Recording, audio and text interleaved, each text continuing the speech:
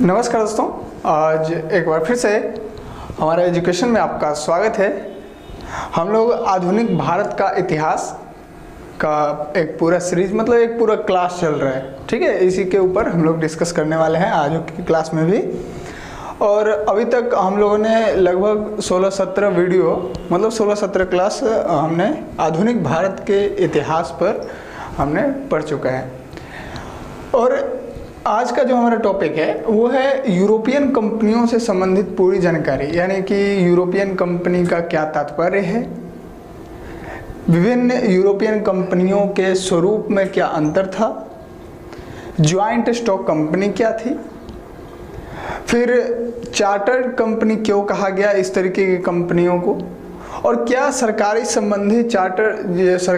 Charter जो संबंधित company थी वो प्रतिस्पर्धा से मुक्त होने में सक्षम हो पाई। इस तरीके के कई क्वेश्चन आज हम लोग डिस्कस करने वाले हैं जो यूरोपियन कंपनियों से रिलेटेड रहेंगे। और एक चीज़ और आपको बता दें कि पिछली क्लास में हम लोगों ने ये डिस्कस किया था कि किस तरीके से यूरोपियंस कंपनियों के द्वारा या यूरोपियन लोगों के द्वारा दुनिया के अन्य महाद्वीपों पर कंट्रोल किया गया, और ख़ास करके भारत के एवज में जब हम लोग देखते थे तो भारतीय व्यापार पर किस तरीके से इन लोगों ने अपना प्रभुत्व जमाए रखा, अपना प्रभाव स्थापित किया। तो इन सारे टॉपिक्स को हमने लगभग समझने का प्रयास किया था, जिसमें हमने ये भी बताया था कि यूरोपियन कंपनियों के आने का क्रम क्या रहा और किस तरीके से उन्होंने अपनी फैक्ट्रियां स्थापित की भारत के राज्यों में। और आज जो हमारा क्लास रहेगा इसमें देखिए एक स्टूडेंट ने हमसे क्वेश्चन भी किया, वो क्वेश्चन आपको हम बताएंगे जिसमें ये सेंस में थोड़ा सा समझ में आएगा आपको कि क्या अफ्रीका महाद्वीप पर भी यूरोपियंस का कब्जा था, क्या अमेरिकी महाद्वीप में उन लोगों ने किस तरीके से मतलब काम किया। एक थोड़ा सा वो सब तो है, हालांकि वर्ल्ड हिस्ट्री का पार्ट, विश्व इतिहास का पार्ट है, हम लोग उसमें समझेंगे वर्ल्ड हिस्ट्री में।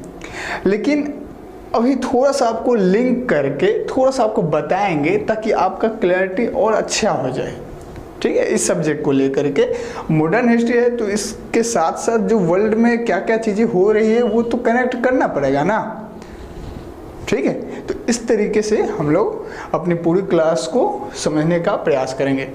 यहाँ पर आपको ये भी देखने को मिल रहा होगा कि 300 वर्षों तक लूटा गया दुनिया के अन्य महाद्वीपों को, तब जा कर के यूरोपियंस का कुछ मतलब आगे बढ़ा है आर्थिक स्थिति।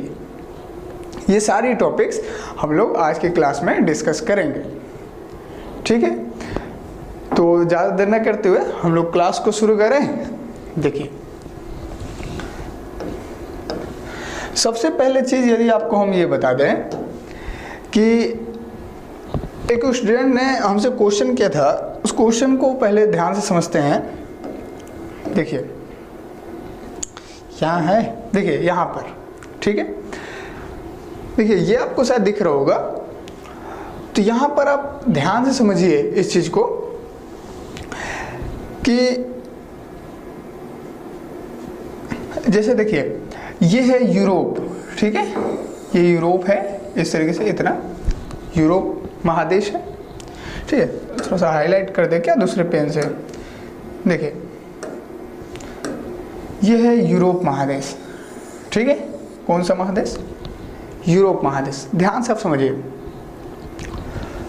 तो यूरोप महादेश जब ये है तो इसमें से जो ये पुर्तगाल है, स्पेन है, फ्रांस है, ब्रिटेन है, या फिर डच ईस्ट इंडिया कंपनी इधर है, तो ये सारी कंपनियां जब भारत की खोज में निकली थी तो इस तरीके से क्यों गई, या फिर अन्य महाद्वीपों जैसे मलक्का के पास इस तरीके से क्यों गई, ठीक है।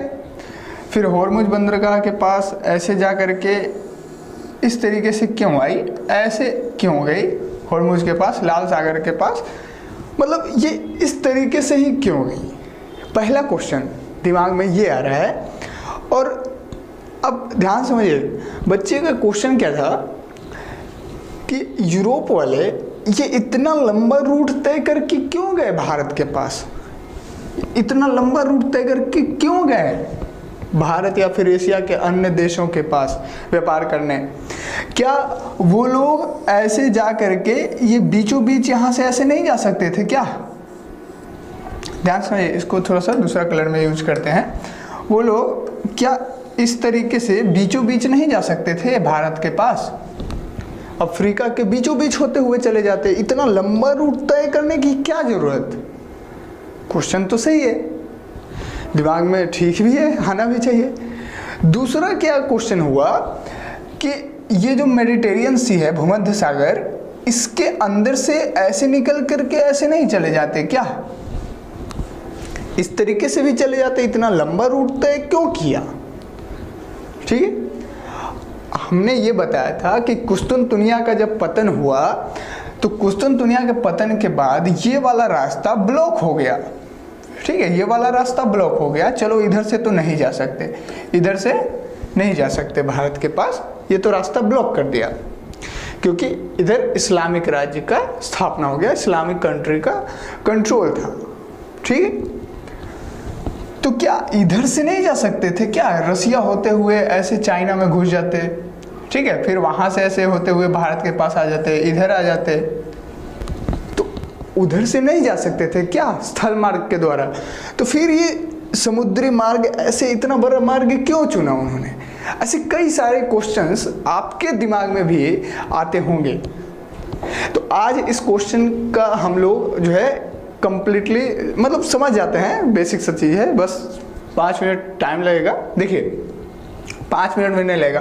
देखिए पहली चीज़ तो आपको ये बता दें कि इधर से पहला चीज़ तो आपको ये बता दें कि यूरोप के लोग रसिया होते हुए इधर से ऐसे नहीं आ सकते थे। क्यों? क्योंकि ये पहली बात तो ये कि इधर जंगल बहुत ज़्यादा थे। ठीक है, जंगल ज़्यादा थे, फिर इस रूट में कबीलाई लोग ज़्यादा थे, जनजातीय लोग ज़्यादा थे, और ऊपर से डाकू लोग ज़्यादा होते थे, तो जो लोग इधर से जाते उनको लूट लिया जाता। ठीक है, एक तो ये भय था, इसके कारण इधर से नहीं गए, एक तो ये डर था। अब एक तो इधर से लूट लिए जाते, हो सकता मार भी दिया जाता, समझ रहे, और हो सकता था इस्लामिक कंट्री तो इधर से भी मंगोलिया तक भी तो गए थे बाद में, तो इधर भी अगर एंटर कर देते तो हो सकता था कि उनको इस्लाम कंट्रोल कर लिया होता। कई कारण ऐसे छोटे छोटे थे, और इधर जंगली एरिया ज़्यादा था, घने जंगल थे, तो जाना थोड़ा मुश्किल था। संभव नहीं कर सकते लेकिन मुश्किल तो था, इसलिए ये रूट इन लोगों ने तय नहीं किया, ये रूट पर इन लोगों ने नहीं गया।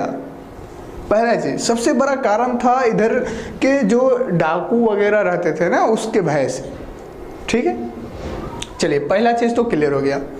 दूसरी बात, ये मेडिटेरियन सी से होकर के क्यों नहीं गए, भूमध्य सागर से होकर के? तो देखिए इसका कारण यह है कि इस्लाम का जो कंट्रोल था ये इधर ही नहीं था सिर्फ, उसका कंट्रोल इजिप्ट में, लीबिया में, तुनिसिया में, अल्जीरिया में, यहाँ तक कि नॉर्थ मोरक्को, स्पेन के मुहाने तक हो गया था इस्लाम का कंट्रोल। ऐसे था अफ्रीका के, ये उत्तरी अफ्रीका भी कंट्रोल किया हुआ था इस्लाम।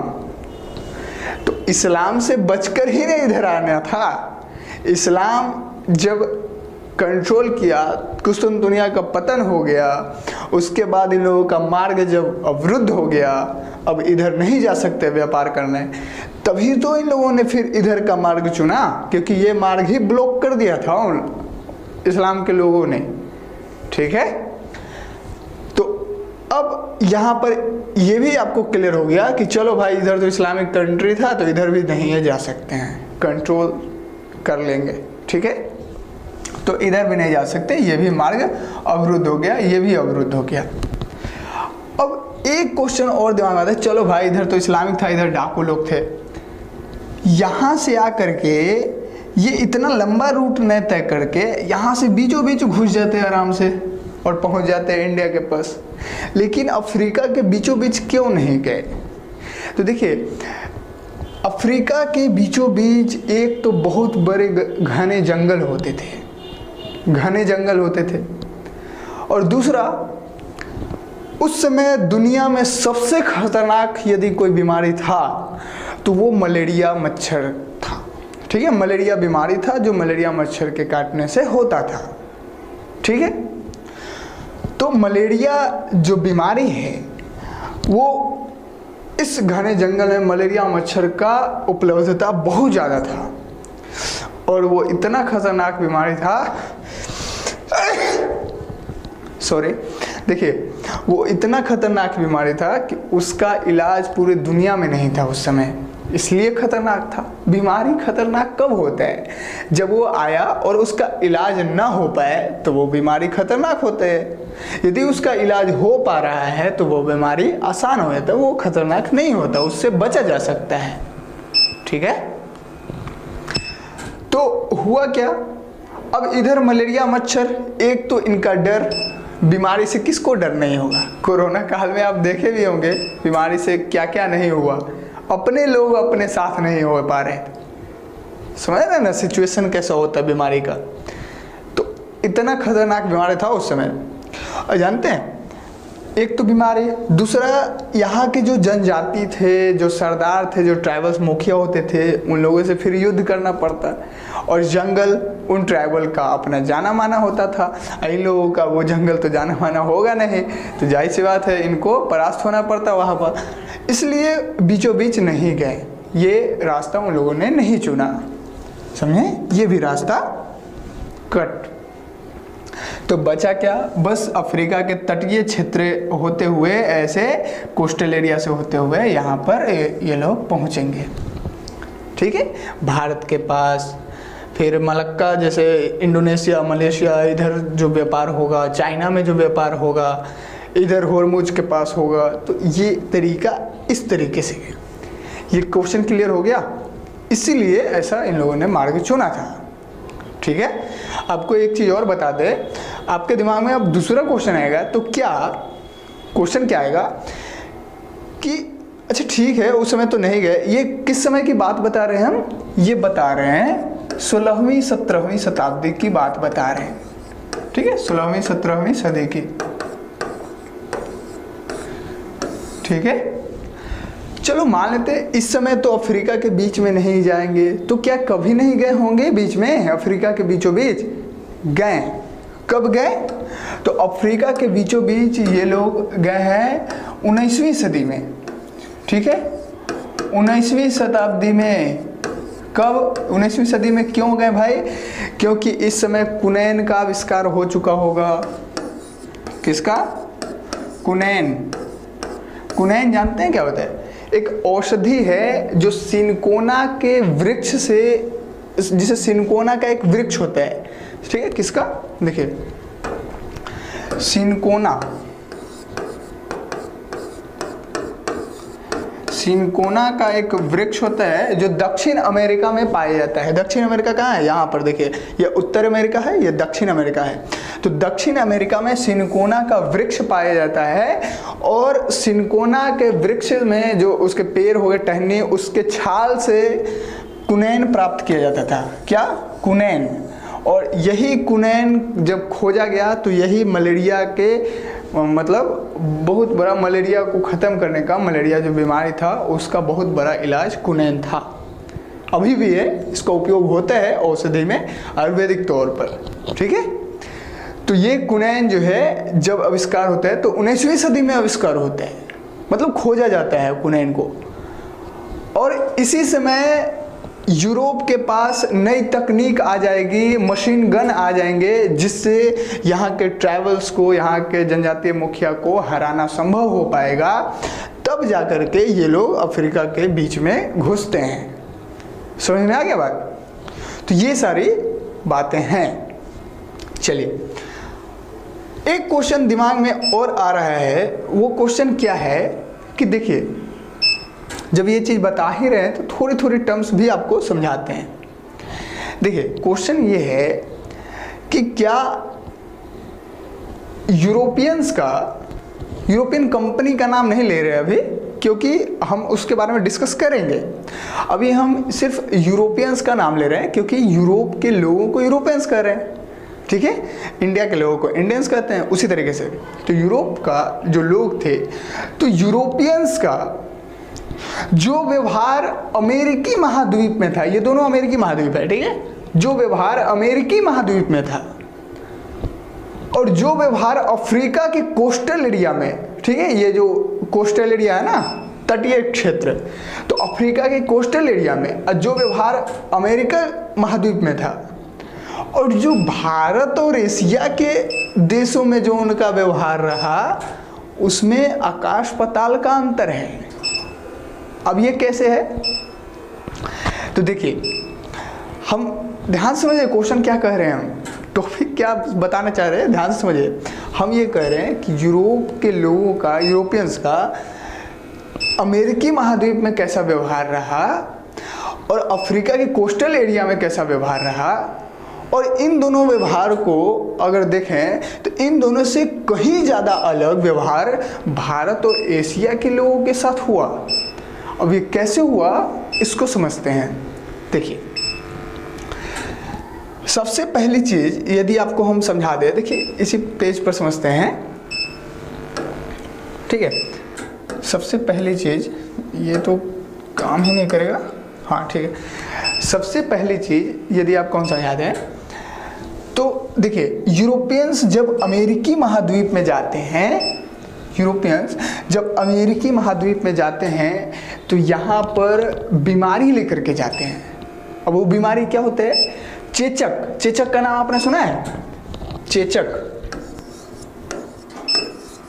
चेचक, पॉक्स, ठीक है। तो चेचक नाम का बीमारी लेकर के जाते हैं यूरोप से अमेरिकी महाद्वीप में, और अमेरिका के जितने भी लोग थे लगभग 90% लोग बीमारी के कारण मर जाते हैं। लगभग 90% लोग बीमारी के कारण डेथ कर जाते हैं। अब जानते हैं यूरोप की सेना ने जितना काम किया, मतलब अब यहाँ पर ये लोग जा रहे हैं तो यहाँ के लोग ऐसी थोड़े कंट्रोल करने देंगे अपने ऊपर। युद्ध होगा, संघर्ष होगा दोनों के बीच। तो जब युद्ध होता था तो यूरोप की सेना जितना काम नहीं किया उससे कहीं ज़्यादा काम ये बीमारी चेचक ने कर दिया। कई लोगों को मतलब मरने पर मजबूर कर दिया। अब आपके दिमाग में ये आएगा, तो क्या यूरोप के जो लोग बीमारी लेकर के गए थे तो यूरोप के लोगों को वो बीमारी नहीं हुआ? होगा कैसे? यूरोप में पहले से ही चेचक था और यूरोप के लोगों के अंदर जो शरीर होता है उसके अंदर चेचक का एंटीबॉडी पहले से तैयार हो चुका था, क्योंकि बीमारी ये पहले से झेल चुके थे। और वही बीमारी को इन लोगों ने यहाँ पर ला करके छोड़ दिया, और ये लोग उस बीमारी से पहली बार अवगत हो रहे थे, पहली बार उस बीमारी से मतलब संघर्ष कर रहे थे और इसको झेल नहीं पाए, जिसके कारण इनका मौत हो गया। समझे? तो सोचिए व्यवहार कितना, मतलब कैसा व्यवहार इन लोगों ने किया है। और एक चीज़ बताते हैं आपको कि ये जो कहते फिरते हैं ना कि हम दुनिया को सभ्य बनाए हैं, कौन कहते हैं? यूरोप के लोग, कि दुनिया को हमने सभ्य बनाया, हमने सभ्यता का रहस्य बताया, कैसे सभ्य बनते हैं ये हमने बताया, ऐसा बोलते हैं ना। तो जानते हैं जब ये अमेरिकी महाद्वीप में गए थे तो उस समय अमेरिकी महाद्वीप में दो सभ्यता पनप ही रही थी। एक सभ्यता का नाम है इंका सभ्यता, इंका, और दूसरा है एज़टेक सभ्यता, ठीक है। तो इंका और एज़टेक दो सभ्यता अमेरिकी महाद्वीप में पनप रही थी, ग्रोथ करने के लाइन पर थी, मतलब उस डायरेक्शन में थी, ग्रोथ कर रही थी। तो जानते हैं जब इन लोगों ने जब यहाँ पर गया, जब यूरोपियंस अमेरिका में गए तो इन दोनों सभ्यताओं को नष्ट कर दिया। कुछ को बीमारी से मार डाले, कुछ का सेना के द्वारा नरसंहार कर दिया गया। सोचिए कुछ हजार की सेना ने मिलियन की सेना को नष्ट कर दिया है, तो बीमारी का तो सपोर्ट मिला ना, और ऊपर से सेना का सपोर्ट। तो कुछ को बीमारी से मारे, कुछ का नरसंहार कर दिए, कुछ को दास बना लिए। अमेरिकी महाद्वीप को तो इन लोगों ने तहस नहस कर दिया है और फिर दुनिया को कहते हैं कि हमने दुनिया को सभ्य बनाया। समझ में आया बात? तो ये रहा इनका व्यवहार अमेरिकी महाद्वीप के प्रति। अब बताते हैं अफ्रीका महाद्वीप में, अफ्रीका के जो कोस्टल एरिया में इन लोगों ने कब्जा किया, अपने फैक्ट्रियां बनाई थी, जिसे हमने क्या बोला, बीच में इन लोगों को जाना संभव नहीं था, मलेरिया मच्छर थे, तो इन लोग छोड़ा थोड़ी ना, कोस्टल एरिया में इनके जो थे ना, मतलब तटीय क्षेत्र, वहां पर इन लोगों ने अपना अपना फैक्ट्री बनाया। और जानते हैं इन लोगों ने अफ्रीका से व्यापार क्या क्या करते थे? दास व्यापार करते थे। दास जानते हैं ना, दास नौकर बनाते थे वहां के लोगों को, ठीक है, बस खाना दिया, पेमेंट गया, नौकर बनाया, दास बनाया। और जानते हैं ये सारे दास ले जा करके यहाँ से, अफ्रीका से ये सारे दास को ले जा करके अमेरिका महाद्वीप में बेचते थे। और जानते हैं यही के दासों को यहाँ ले जा करके बेचते थे, अफ्रीका से ले जा करके अमेरिका में बेच दिए। और अमेरिका में इन दासों के द्वारा खेती करवाते थे। किस किस चीज़ का? कपास का, तंबाकू का, फिर बागवानी की खेती करवाते थे, आलू की खेती करवाते थे। और इससे जुड़ा हुआ जितना भी उत्पाद होता था, इस खेती के द्वारा, इस प्रोडक्शन में जितना भी उत्पादन होता था, वो सारे उत्पादन यहाँ से अमेरिका से उठा करके यूरोप में लेके चले जाते थे। वो भी मुफ्त में, फ्री में ले जाते थे और बदले में दास को देते थे और नौकर लोग।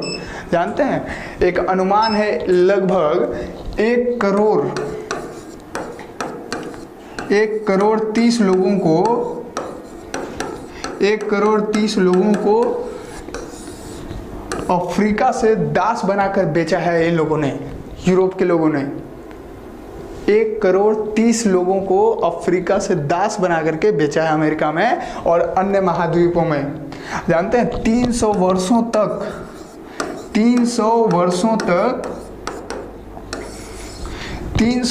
तक दास का व्यापार ये यूरोपियंस किए हैं अफ्रीका से। और फिर भी दुनिया में कहते चलते हैं कि हमने दुनिया को सभ्य बनाया है। आप खुद समझिए कौन सभ्य बना रहा है।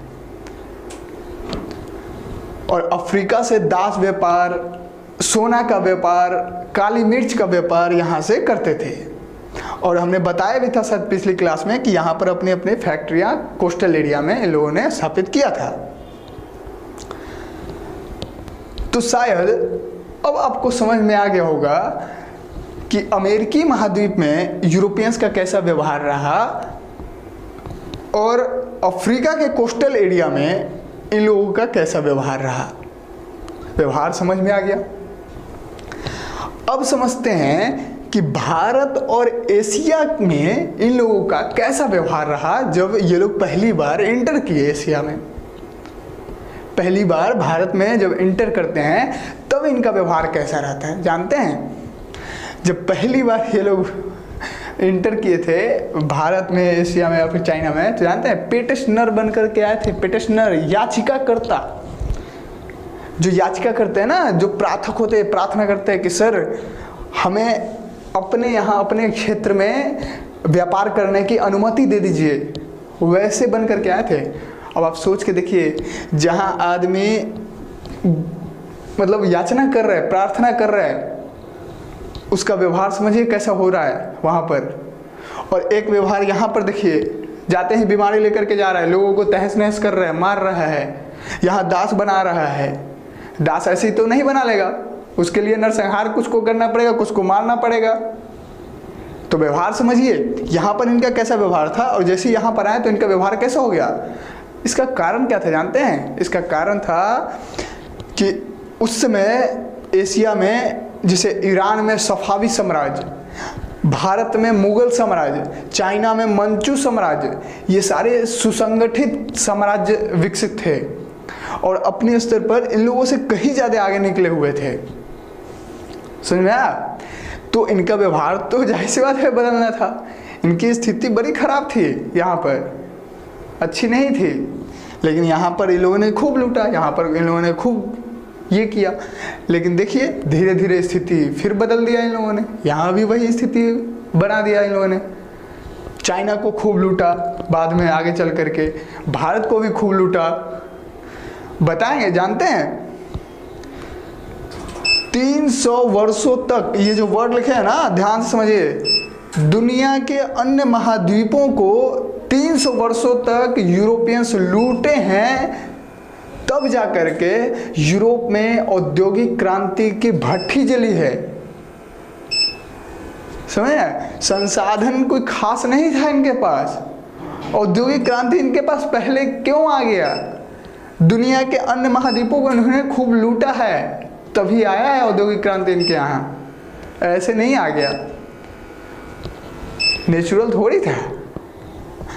अब समझिए, लेकिन फिर भी देखिए लूटने से क्या फायदा हुआ, फिर स्थिति वही हो रहा है। आप न्यूज़ में भी सुन रहे होंगे इकोनॉमी की स्थिति कितना खराब होते जा रहा है।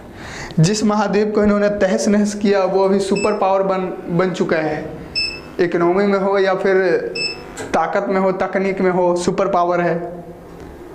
चाइना को इन्होंने खूब लूटा, भारत को लूटा, देखिए कहाँ बढ़ रहा है सब। देखिए वो कहते हैं ना कि आप जैसी करनी वैसी भरनी, वही हाल है। जैसा आप कीजिएगा वैसा तो असर आपके ऊपर भी आएगा ना। देखिए तो ये सारी चीज़ें हैं। अब आपको एक घटना बताते हैं 1698 का, 1698, ठीक है, 1698 का एक घटना बताते हैं। इससे आपको अंदाजा लगेगा कि भारत में इनकी स्थिति कैसी थी। जैसे इसमें घटना बताया ना वैसे उसी तरीके से देखिए, भारत में उस समय मुगल साम्राज्य था। तो 1698 में कौन सा शासक था मुगल साम्राज्य का? औरंगजेब, ठीक है। औरंगजेब 1707 ईस्वी में मरता है ना, तो औरंगजेब का शासन था। बंगाल में हुगली नाम का जगह सुने? हुगली, हुगली बंगाल में, हुगली में ब्रिटिशर्स का यानी ब्रिटिश कंपनी का वहाँ पर फैक्ट्री था। तो वहाँ पर जाहिर सी बात है व्यापारियों का कुछ समूह रहता होगा, उनके कर्मचारी रहते होंगे, कुछ सेना वगैरह भी रहते होंगे। तो हुगली में इन्होंने अपना फैक्ट्री बनाया हुआ था। तो जानते हैं वहाँ पर मुगल के किसी अधिकारी से, मतलब ब्रिटिश के किसी कर्मचारी ने, ब्रिटिश के जो ब्रिटिश कंपनी थे उसके किसी कर्मचारी ने, जो काम करने वाले थे या फिर व्यापारी बोलो, उसने क्या किया कि मुगल के किसी अधिकारी से गुस्ताखी कर दी, बदसलूकी कर दी। तो जानते हैं वहाँ का जो सूबेदार था शाइस्ता खां, मुगल का सूबेदार, वो बंगाल का सूबेदार था, ठीक है, मुगल के द्वारा निर्वाचित था। तो वो शाइस्ता खां जानते हैं वो ब्रिटिशर्स को पकड़ के गिरफ्तार कर लिया और इतना दंडित किया, इतना मारा उसको, गिरगिराते रहा फिर भी नहीं छोड़ रहा था। तब औरंगजेब, जब औरंगजेब के सामने लेकर के गए वो लोग, तो औरंगजेब उसको 1.5 लाख रुपया जुर्माना लेकर के छोड़ा है। समझिए 1.5 लाख, 1.5 लाख रुपया जुर्माना लगाया है औरंगजेब। और आप इसी से समझ सकते हैं कि जो पूरे दुनिया को लूट रहे हैं मार करके, और वो यहीं पर भारत में लुटा रहे हैं, जुर्माना भर रहे हैं, ऊपर से पिटा भी रहे हैं। तो समझ सकते हैं इनकी स्थिति कैसी थी भारत में। जानते हैं चाइना में तो इनकी स्थिति और खराब थी। एक घटना चाइना की आपको बताते हैं कि चाइना में हमने बताया ना कि उस समय मंचू साम्राज्य था, ठीक है। कौन सा साम्राज्य? मंचू साम्राज्य, ठीक है। ये हालांकि ये सब वर्ल्ड हिस्ट्री के पार्ट है, हम बताएंगे आगे, लेकिन थोड़ी थोड़ी आपको समझाते हैं। देखिए मंचू साम्राज्य था। तो जानते हैं मंचू साम्राज्य का जो शासक था वो अपने आप को स्वर्गिक सम्राट कहता था। स्वर्गिक सम्राट, इसका कहने का मतलब यह है कि हम स्वर्ग के सम्राट हैं, हम देवता हैं, ठीक है। तो इसके दरबार में जो भी मतलब यूरोपियंस या फिर विदेशी जो भी व्यापारी जब जाते थे चाइना में व्यापार करने, तो इसके दरबार में उसको उपस्थित होना पड़ता, उससे प्रार्थना करना पड़ता। हम बोले ना पेटिशनर बन करके आए थे, तो याचिका करना पड़ता कि आपके यहाँ हम व्यापार करने के लिए अनुमति चाहते हैं। तो जानते हैं जब ये लोग जाते थे तो वहां पर इनको कोतो के नियम का पालन करना पड़ता था। किसका नियम? कोतो, ठीक है, कोतो के नियम, कोतो के नियम का पालन करना पड़ता था इन लोगों को, ठीक है। कोतो के नियम, और कोतो का नियम क्या होता है जानते हैं? इसमें एक होता क्या था कि जो भी व्यापारी आते थे दरबार में तो सम्राट के सामने उनको 3 बार घुटने टेकना होता और 9 बार माथा टेकना होता आदर के साथ, तब जा करके मतलब ये नियम आप पालन कीजिए और फिर आप याचना कीजिए। जानते हैं इसका मतलब ये हुआ, हालांकि देखिए यूरोपियंस ज़्यादा इससे प्रभावित तो थे नहीं, अंदर से तो प्रभावित नहीं थे, लेकिन ये लोग कहते थे कि ये पूरब के देशों की बर्बरता है, मतलब असभ्यता है, जंगलीपन है, ऐसा कहते थे। अब ये मंचू साम्राज्य का जो शासक था, जो सम्राट था, वो तो वैसे ही कोतो के नियम पालन करवाता था, तो यूरोपियंस जब वहाँ पर जाते थे तो उनको ऐसे ही करवाता था। एक घटना आपको बताते हैं, ब्रिटिश कंपनी का ही, मतलब ब्रिटिश व्यापारी का ही एक अधिकारी था जिसका नाम था मैकार्टनी, ठीक है, मैकार्टनी नाम था उसका, ठीक है, मैकार्टनी। ये इंडिया में एक अधिकारी था, किसी जगह इंडिया में अधिकारी था, ठीक है। कौन? ब्रिटिश कंपनी का एक अधिकारी था जो इंडिया में रहता था। तो इसने क्या किया कि चाइना में गया और ढेर सारा उपहार लेकर के गया सम्राट के सामने, मंचू साम्राज्य के जो सम्राट थे उसके सामने, और उपहार ले जा करके उसको मतलब देता है। और जानते हैं उपहार देने के एवज में ये याचिका करता है, ये प्रार्थना करता है कि सम्राट हमें कोतो के नियम से मुक्त कर दिया जाए। हम मतलब ब्रिटिशर्स जो भी आएंगे यहाँ पर व्यापार करने, उनको कोतो का नियम पालन नहीं करना है, ऐसा आप कह दीजिए, ठीक है। ये प्रार्थना किया और वो प्रार्थना करने के एवज में क्या लेकर के गया था? उपहार ढेर सारा लेकर के गया था। तो जानते हैं जो वहाँ का सम्राट था, जो खुद को देवता कहता था, वो क्या कहा? वो बोला कि देखो हम ऐसा तो नहीं कर सकते हैं क्योंकि हम तो भाई देवता हैं, तो हम इतना जरूर कर सकते हैं कि जो लोग 3 बार घुटने टेकते हैं ना, 3 बार घुटने टेकते हैं, 9 बार माथा टेकते हैं, वो तो टेकना ही है तुमको। लेकिन ये लोग 2 पैर से झुकते हैं ना, 2 पैर से ऐसे झुक गए, 2 पैर है, दोनों से ऐसे झुक के घुटने टेकते हैं ना, तुम 1 पैर से झुको, 1 पैर को खड़े रखो और 1 ही पैर से झुक करके तुम घुटना टेको, ठीक है, और फिर अपना बाहर जाओ। अब हमको ये समझ में नहीं आता कि 2 पैर से तो घुटना चलो टेक लिए, दोनों पैर नीचे कर सकते हैं, 1 पैर खड़ा रहेगा, 1 पैर नीचे करके कैसे घुटना टेका होगा? अजीब सा मतलब है। लेकिन देखिए आप इस सिचुएशन को समझिए, कितना खराब स्थिति था यूरोपियंस का चाइना में, भारत में, मतलब एशिया में। समझिए क्यों खराब था जानते हैं? इसको कहते हैं पावर। यहाँ पावर था, यहाँ भी पावर था, यहाँ पावर उतना नहीं था। अगर रहता तो इन लोगों को मार कर भगा नहीं देता। लेकिन आप बोलिए भाई बीमारी लेकर के चला गया था ना, भाई बीमारी लेकर के जाएगा नहीं, इसका तो पहली बार दर्शन हो रहा था ना, तो बीमारी लेकर के गया। स्थिति देखिए, व्यवहारिक स्थिति देखिए, फिर व्यवहार देखिए इन लोगों के प्रति कैसा कैसा इन लोगों ने किया। और भारत में तो बहुत पहले से व्यापार चल रहा है ना यूरोप के साथ, भारत से, चाइना से। रेशम मार्ग का नाम आपने सुना होगा, सिल्क रूट वगैरह, रोमन साम्राज्य से ही व्यापार चल रहा है। तो उसका तो हमने बताया भी है, शायद पिछले क्लास में हमने बताया था कि रोमन साम्राज्य से व्यापार चलता था। तो समझ में आ गया? तो स्थिति समझिए इन लोगों का व्यवहारिक अंतर क्या था। हम लोगों में आकाश पाताल का अंतर था, लेकिन बाद में देखिए इस पर भी कब्जा करता है, चाइना को भी खूब लूटता है। चाइना की तो दर्दनाक स्थिति कर देता है ये लोग, इतना लूटता है। लेकिन देखिए चाइना कहाँ से निकल के कहाँ अभी पहुँचा हुआ है। अभी स्थिति देखिए कहाँ पहुँचा दिया चाइना खुद को। तो ये सारी चीज़ें हैं, ये सारी चीज़ें शायद आपको समझ में आ गया होगा, ठीक है। कुछ कुछ छोटे छोटे टर्म्स होते हैं जो आपको समझाने होते हैं। हालांकि ये सारी चीज़ें वर्ल्ड हिस्ट्री में हम बात करेंगे, अच्छी तरीके से बात करेंगे और थोड़ा अच्छे समझेंगे, ठीक है। तो आज का जो हमारा टॉपिक है वो है यूरोपियन कंपनी से संबंधित पूरी जानकारी, यही है ना टॉपिक। तो हम लोग टॉपिक को शुरू करें। देखिए टॉपिक शुरू करते हैं। देखिए हम थोड़ा सा तरीका बदलते हैं। तरीका क्या बदलते हैं, मतलब कुछ अलग करने की कोशिश, ठीक है। सबसे पहला क्वेश्चन लिखते हैं, ठीक है। क्वेश्चन को मतलब क्वेश्चन हम लोग लिखना स्टार्ट करते हैं।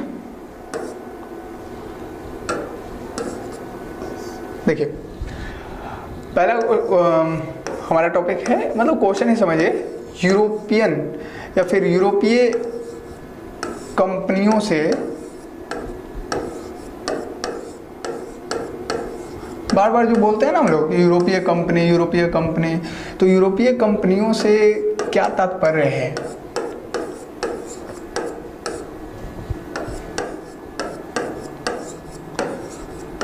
क्या तात्पर्य है, ये क्वेश्चन बना, ठीक है।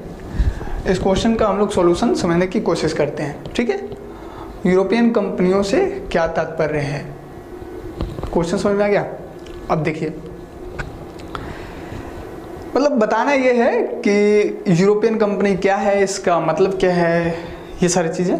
देखिए हम बात कर रहे हैं 16वीं 17वीं सदी की, ठीक है। जब मतलब 15वीं भी ऐड कर सकते हैं इसमें, 15, 16, 17 ऐसे 15वीं 16वीं 17वीं शताब्दी की बात कर रहे हैं हम लोग, ठीक है। जब 1453 ईस्वी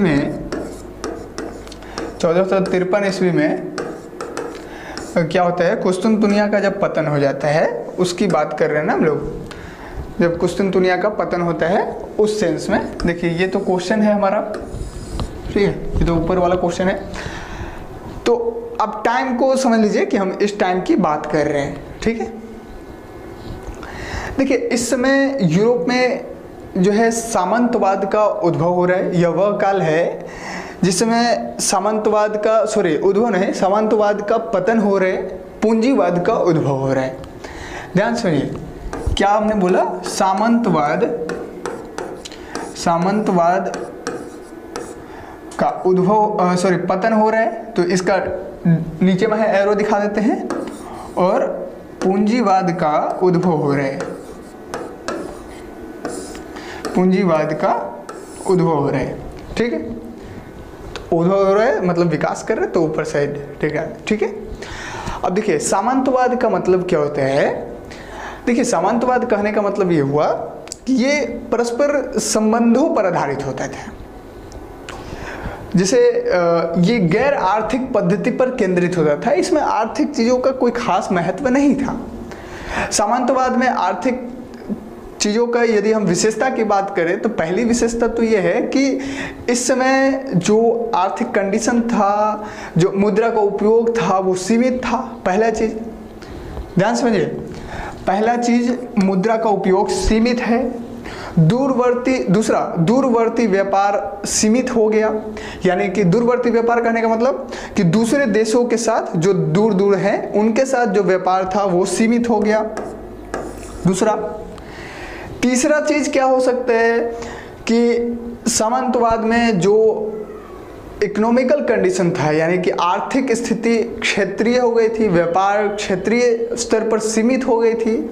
अब जाहिर सी बात है दूर दूर व्यापार नहीं होगा तो क्षेत्रीय होगा, कुछ ही एरिया में वो बंद करके व्यापार रह जाएगा। तो क्षेत्रीय व्यापारिक स्थिति।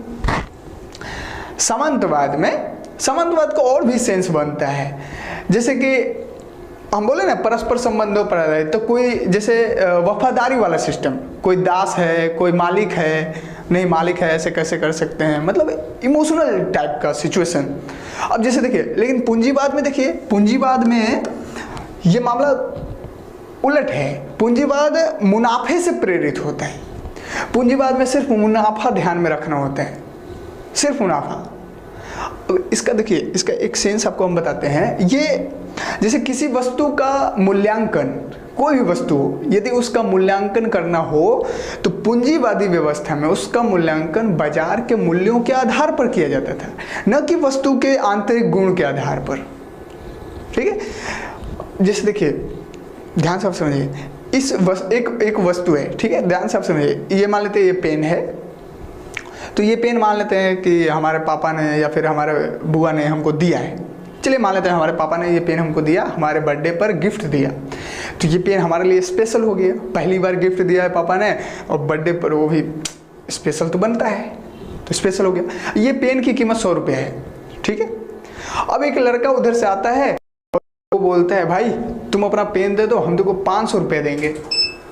अब हम क्या कह रहे, नहीं हम तो नहीं देंगे, ये तो हमारा पर्सनल पेन है, हमें मतलब इसके साथ हमारा इमोशंस जुड़ा हुआ है। तो ये जो भाव आया ना, ये सामंतवाद है। लेकिन यही भाव को वो बदलते हैं, पूंजीवाद कहता है कि भाई 500 दे रहे हैं ना, 100 रुपये के पेन है, 500 ले लो, ठीक है, 100 रुपये के जाके दूसरा पेन ऐसा ही खरीद लो और 400 रुपये अपने पैकेट में डाल लो।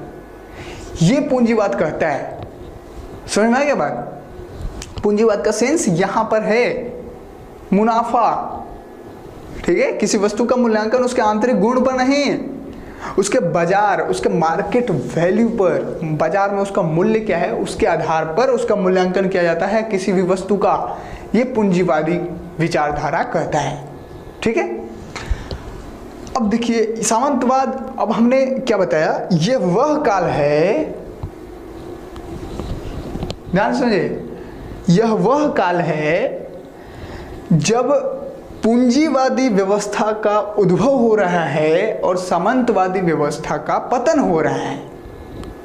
यह राजनीतिक क्षेत्र में की बात हुआ। दूसरा, साथ में इसका आर्थिक भी घुसा दिया, क्योंकि आर्थिक पूंजी ये सब आ गया ना, सामंतवाद राजनीति में, आर्थिक में उसका दूरवर्ती व्यापार वगैरह ये सब हो गया।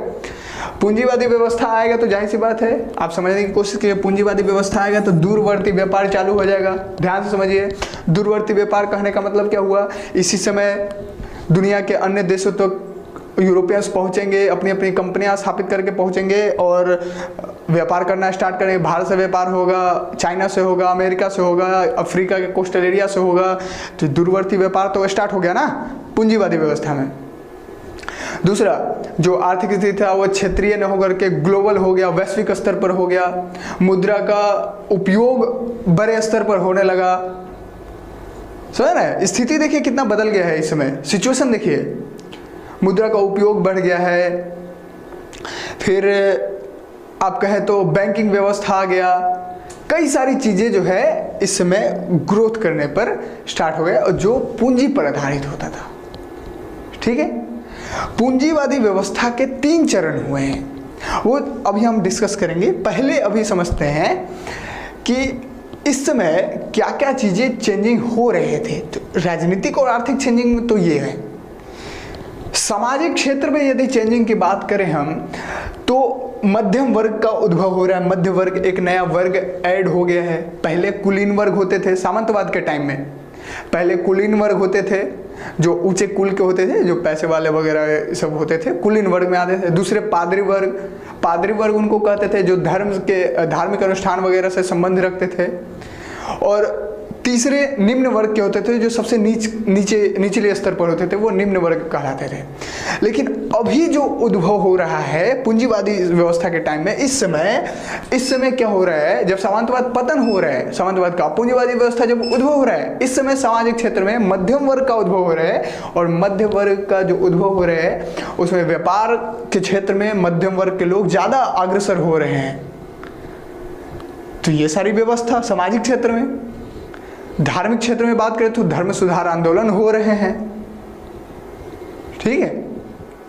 फिर वैचारिक स्तर पर बात करें तो पुनर्जागरण जैसी विचारधारा का उद्भव हो रहा है। रूसो है, वाल्टेयर है, कई सारे विचारों को आप सुनेंगे वर्ल्ड हिस्ट्री में जब हम लोग पढ़ेंगे तो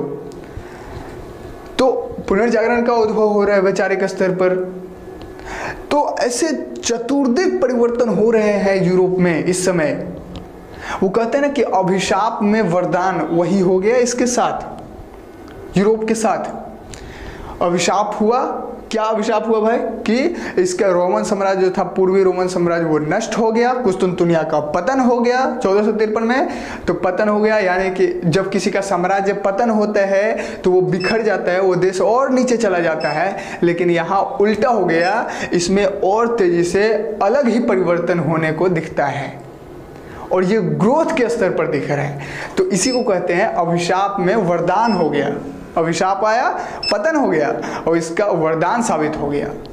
ठीक है, नए नए मार्ग का खोज किया इन्होंने, कई सारे व्यापार डेवलप किए इन लोगों ने, तकनीकों पर फोकस किया इन लोगों ने, विचारों पर फोकस किया इन लोगों ने। तो चतुर्दिक परिवर्तन चल रहे हैं यूरोप में।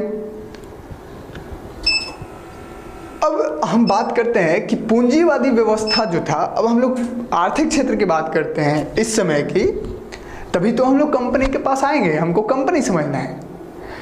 तो पूंजीवादी व्यवस्था में 3 चरण होते हैं। एक होते हैं वाणिज्यिक चरण जिसको कमर्शियल फेज कहते हैं, एक होते हैं औद्योगिक चरण जिसको इंडस्ट्रियल फेज कहते हैं अंग्रेजी में, और एक होता है वित्तीय चरण फाइनेंशियल फेज। तो ये जो काल था ना, ये वाणिज्यिक चरण का काल था। कैसा काल था?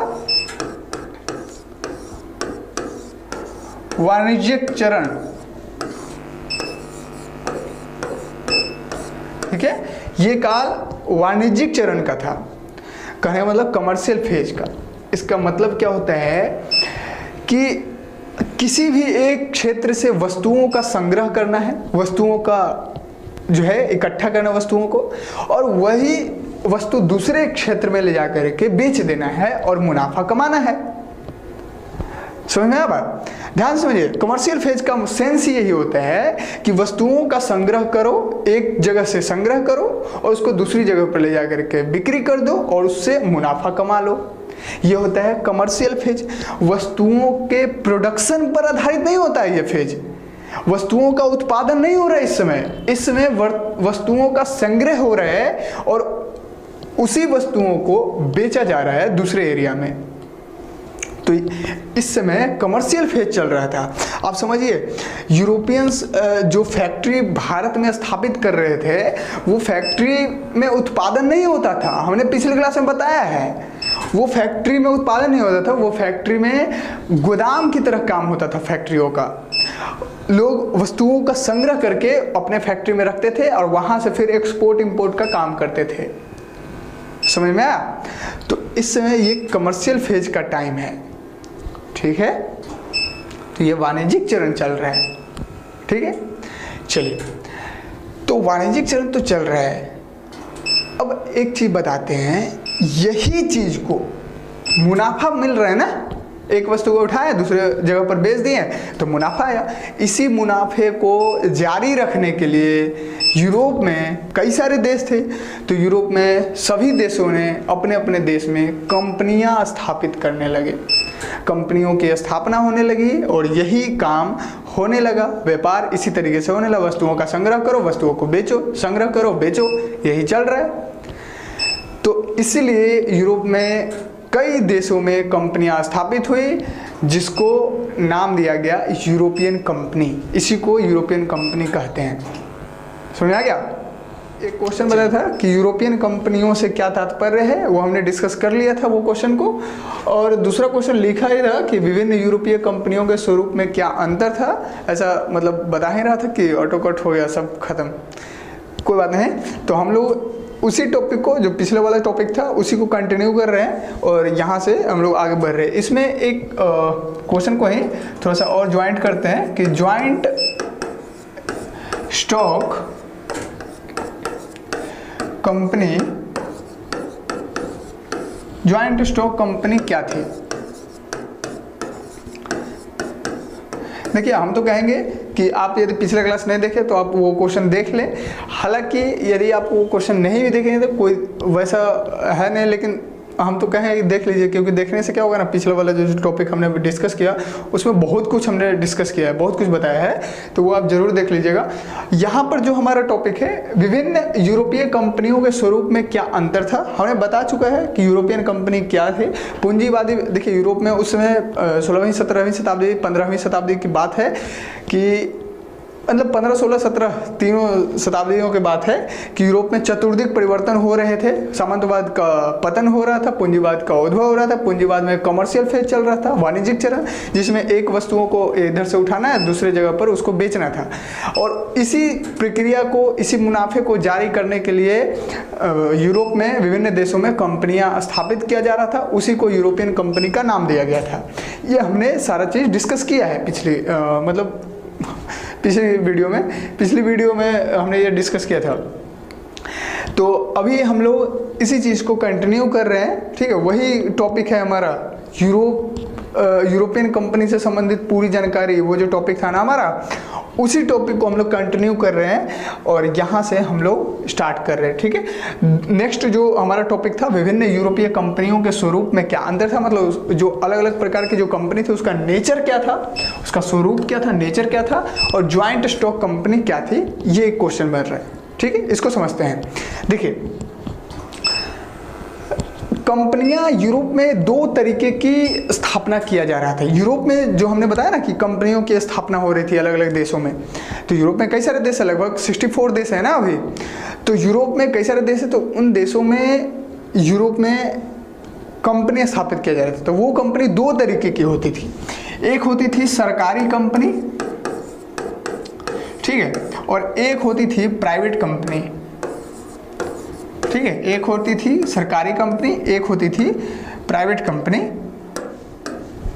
तो देखिए, सरकारी कंपनी का मतलब क्या हुआ, सरकारी कंपनी वो होती थी जिसको सरकार के द्वारा स्थापित किया जाता था, और प्राइवेट कंपनी वो होता था जिसको स्वतंत्र व्यापारियों के द्वारा स्थापित किया जाता था। कुछ व्यापारी होते थे, आपस में मिल करके वो व्यापारियों का समूह मिलता था और वो कंपनी का स्थापना करते थे। क्लियर है। और सरकारी कंपनी जो है अपना प्रबंधक सरकार के द्वारा नियुक्त होता था। अब इसका यदि आपको उदाहरण बता दे, एग्जाम्पल बता दे, तो जो फ्रेंच कंपनी है, ठीक है, फ्रेंच कंपनी, ठीक है, फिर पुर्तगीज कंपनी, ये सब सरकारी कंपनी है, ठीक है। और जो ब्रिटिश कंपनी थी, British east India company, British east India company, ये प्राइवेट कंपनी थी। डच कंपनी, ये प्राइवेट कंपनी थी। ये एग्जाम्पल एक बता रहे हैं आपको, ठीक है। तो सरकारी कंपनी सरकार के द्वारा स्थापित होती थी और प्राइवेट कंपनी स्वतंत्र व्यापारियों के द्वारा, यानी कि व्यापारियों के कुछ समूह मिल करके उसका स्थापना करते थे। क्लियर है। और एक चीज और बताते हैं कि जब प्राइवेट कंपनी, ध्यान से भैया, अब ये तो स्वरूप में आपको शायद ये स्वरूप आपको समझ में आ गया होगा। इसके स्वरूप को और अच्छे से समझते हैं और इसके साथ ही मतलब ज्वाइंट स्टॉक कंपनी को भी समझते हैं। देखिए, जो प्राइवेट कंपनी होती थी वो व्यापारिक मुनाफे के लिए, व्यापार में उनको मुनाफा हो तो उस मुनाफे के लिए ये लोग मतलब करते क्या थे कि कुछ समूह में व्यापारी आते थे और वो समूह में बैठ करके अपना मतलब एक मीटिंग करते थे और उस मीटिंग के द्वारा ये तय होता था कि हम इस एरिया में ये कंपनियां स्थापित करेंगे और इस कंपनी से जो भी मुनाफा होगा हम लोग अपने अपने हिस्सों में बांट लेंगे, ठीक है। इसी मुनाफे को और ज़्यादा बढ़ाने के लिए, मतलब मुनाफा और हो, पूंजीवादी व्यवस्था ही कहता है सिर्फ मुनाफा मुनाफा और मुनाफा, सिर्फ फायदा लाभ ही देखा जाता है पूंजीवादी व्यवस्था में, ठीक है। तो इसी मुनाफे को और बढ़ाने के लिए ये लोग अपनी कंपनियों के शेयर जारी करते थे। शेयर, ठीक है, क्या जारी करते थे, शेयर जारी करते थे। और इन शेयर को जो परचेस करता था, वहाँ के लोग जो परचेस करते थे, जो खरीदते थे इन शेयर को, उनको शेयर धारक कहा जाता था, ठीक है, यानी कि शेयर होल्डर कहा जाता था, शेयर धारक, ठीक है, शेयर धारक कहा जाता था, ठीक है। जो शेयर को परचेस करते थे उनको शेयर होल्डर्स कहा गया। और जब कंपनी ग्रोथ करती थी तो जाहिर सी बात है मुनाफा होगा, तो उस मुनाफे का जो कुछ परसेंट शेयर धारकों को भी दिया जाता था, शेयर होल्डर्स को भी दिया जाता था, और इसी तरीके से पूरा व्यवस्था चल रहा था। एक चीज और आपको बता दें कि प्राइवेट कंपनियों को सरकार का समर्थन भी प्राप्त होता था। क्यों? क्योंकि सरकार को इन कंपनियों से टैक्स भी तो वसूलना होता, कर भी तो लेना होता था, जिसकी वजह से सरकार का भी आमदनी चल रहा था, तो सरकार का समर्थन तो होना ही था। और जानते हैं जो ब्रिटिश ईस्ट इंडिया कंपनी जो इतना सक्सेसफुल रही, इसका कारण क्या था जानते हैं? यही कारण था कि सरकार का समर्थन था। और दूसरा कारण कि इसके जो शेयर जारी होते थे ब्रिटिश ईस्ट इंडिया कंपनी के, तो जो उसके शेयर होल्डर्स थे वो शेयर धारक जानते हैं, सरकार खुद था, सरकार के कुछ पार्टी थे, नेता थे, मंत्री थे, कई सारे लोग जो है सरकारी जो कर्मचारी थे वो भी शेयर होल्डर्स थे ब्रिटिश ईस्ट इंडिया कंपनी के। और अलग से 80 व्यापारियों का समूह मिलकर के इसकी स्थापना किया ही था। तो ये कंपनी कैसे डूबता? ये कंपनी को तो ग्रोथ होना ही था। क्लियर है? तो इस तरीके से ये लोग काम करते थे। और एक बात आपको बताते हैं कि प्राइवेट कंपनियों का जो मैनेजमेंट होता था, जो प्रबंधक होता था, वो मैनेजमेंट करने वाला शेयर होल्डर्स के द्वारा ही, मतलब वो निजी होता था, प्राइवेट लोगों के द्वारा वो मैनेजमेंट करने वाले लोगों को जो है नियुक्त किया जाता था। सरकार उसका नियुक्ति नहीं करती थी, और उसका नियुक्ति शेयर धारक करता है। जैसे ब्रिटिश, एक एग्जांपल बताते हैं कि ब्रिटिश ईस्ट इंडिया कंपनी का जो निजी प्रबंधक था, जो जिसको कोर्ट ऑफ डायरेक्टर्स कहा गया है, क्या कहा गया है? ये वर्ड आप ध्यान में रखिएगा, ये वर्ड कई बार यूज होगा, court of directors, court of directors कहा गया है। ठीक है, ये वर्ड आप ध्यान में रखिएगा, ये वर्ड कई बार यूज होगा आगे चल करके। तो कोर्ट ऑफ डायरेक्टर्स कहा गया किसको? जो निजी प्रबंधक होते थे। क्या होते थे? प्रबंधक, निजी प्राइवेट रूप से जो मैनेजमेंट करते थे उनको कहा जाता था कोर्ट ऑफ डायरेक्टर्स। और ये इनकी नियुक्ति किया जाता था शेयर होल्डर्स के द्वारा, जो शेयर धारक थे उन्हीं के द्वारा इनकी नियुक्ति होती थी। क्लियर है? तो ये चीजें आपको समझ आया कि विभिन्न यूरोपीय कंपनियों और स्वरूप में क्या अंतर था? तो स्वरूप था, कोई सरकारी था, कोई प्राइवेट था। सरकार के द्वारा जो चल रहा था वो फ्रांस और पुर्तगीज था, और प्राइवेट, ये एग्जांपल आपको ब्रिटिश ईस्ट इंडिया कंपनी और डच ईस्ट इंडिया कंपनी था। ठीक है? और ज्वाइंट स्टॉक कंपनी क्या है, समझ में आ गया? ये लोग आपस में ज्वाइंट होते थे, शेयर होल्डर्स को ज्वाइंट करते थे, और इसी को और मुनाफा करने के लिए शेयर जारी करके शेयर होल्डर्स को शेयर का जो मुनाफा होता था वो देते थे। इसी को ज्वाइंट स्टॉक कंपनी कहा गया। तो ये सारा चीज़ शायद आपको समझ में आ गया होगा, ये टॉपिक क्लियर हो गया। नेक्स्ट टॉपिक हम लोग समझते हैं। इसी तरीके से हम लोगों को समझना है पूरा प्रोसेस। ठीक है, नेक्स्ट टॉपिक हम लोग समझते हैं। देखिए, नेक्स्ट टॉपिक है कि इस प्रकार की कंपनी को, इस प्रकार की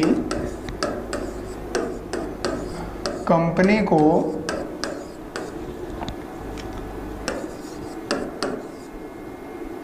चार्टर्ड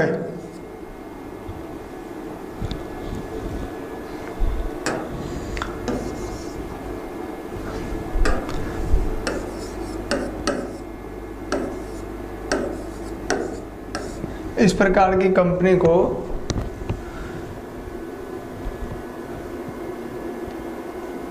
चार्टर्ड कंपनी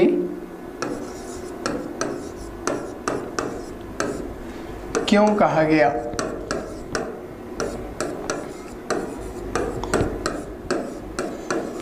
देखिए, ये क्वेश्चन जो आ रहा है ना कि इस प्रकार की कंपनी को चार्टर्ड कंपनी क्यों कहा गया है, तो जो है ना कुछ गड़बड़ लग रहा है।